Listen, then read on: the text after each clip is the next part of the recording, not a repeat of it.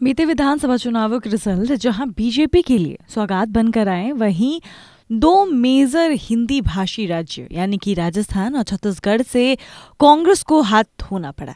भूपेश बघेल की कुर्सी तो गई ही, लेकिन राजस्थान जहां अशोक गहलोत ने वादों और योजनाओं की झड़ी लगा दी थी, वहां भी जादूगर का जादू फेल हो गया। ये हार अशोक गहलोत के लिए इसलिए भी भारी थी क्योंकि सचिन पायलट और उनके बीच चल रहे टशन के बावजूद पार्टी ने चुनावों में गहलोत को ही आगे किया था। इसके अलावा जब गठबंधन यानी कि जो इंडिया गठबंधन के नेताओं ने कांग्रेस से राजस्थान में अपने लिए सीट्स मांगी और साथ लड़ने का प्रस्ताव दिया, तो इससे भी गहलोत पीछे रहे।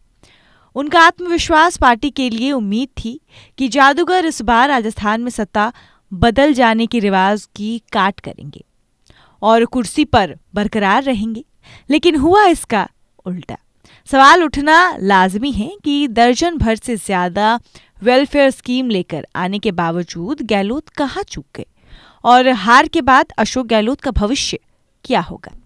जहां एक तरफ अशोक गहलोत ने बड़े बड़े दावे किए, उन्हें भी यकीन था कि राजस्थान में जो रिवाज इतने बरसों से चले आ रहे हैं वो इस बार टूटने वाले हैं और एक बार फिर से अशोक गहलोत यानी कि कांग्रेस की सरकार राजस्थान में बनने वाली है।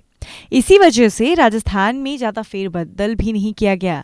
जो कांग्रेस आलाकमान है, उन्होंने भी अशोक गहलोत की हर एक बातों पर यकीन किया और जैसा वो बोलते गए वैसा वैसा किया। यही वजह है कि सचिन पायलट और अशोक गहलोत के बीच में इतनी टकरार होने के बावजूद भी आलाकमान ने कभी भी सचिन पायलट को अशोक गहलोत के आगे नहीं किया। हमेशा अशोक गहलोत को आगे रखा, अशोक गहलोत की बातों को आगे रखा, उसको ज्यादा वैल्यू दी, क्योंकि सबको यकीन था कि जादूगर जो कि अशोक गहलोत को कहा जाता है, उनका जादू चलने वाला है। लेकिन उनका जादू नहीं चला। सारी स्कीम धरी की धरी रह गई और जीत बीजेपी की हो गई।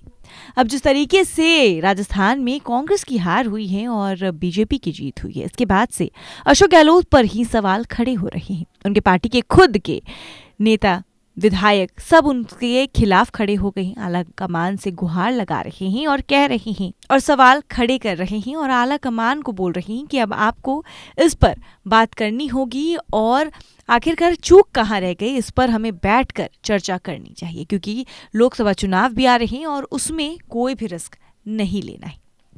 अब ऐसे में देखना काफी लाजमी होगा कि अशोक गहलोत की बात मानने के बाद भी जिस तरीके से चुनाव कांग्रेस हारी है, अब ऐसे में लोकसभा चुनाव में अशोक गहलोत की क्या भूमिका रहेगी, अशोक गहलोत की बात कितनी मानी जाएगी, अशोक गहलोत को कहाँ रखा जाएगा। जैसा कि अभी अशोक गहलोत की जो अब फेस वैल्यू कह लीजिए, अशोक गहलोत की बातों को लोग सुनते हैं, समझते थे, लेकिन चुनाव हारने के बाद से जो माहौल है राजस्थान कांग्रेस का, बदला बदला नजर आ रहा है। अब अशोक गहलोत वो अशोक गहलोत नहीं रहे उन विधायकों के लिए, उन नेताओं के लिए जो वो पहले थे। जिस तरीके से उन्हें पहले उनकी बात सुनी जाती थी, अब उन्हीं के खिलाफ सवाल खड़े हो रहे हैं। एक चुनाव हारने से अशोक गहलोत की जो स्थिति है वो डगमगा गई है। अब ऐसे में ये देखना काफी लाजमी होगा कि अशोक गहलोत इन सभी बिंदुओं पर क्या कुछ कहते नजर आते हैं।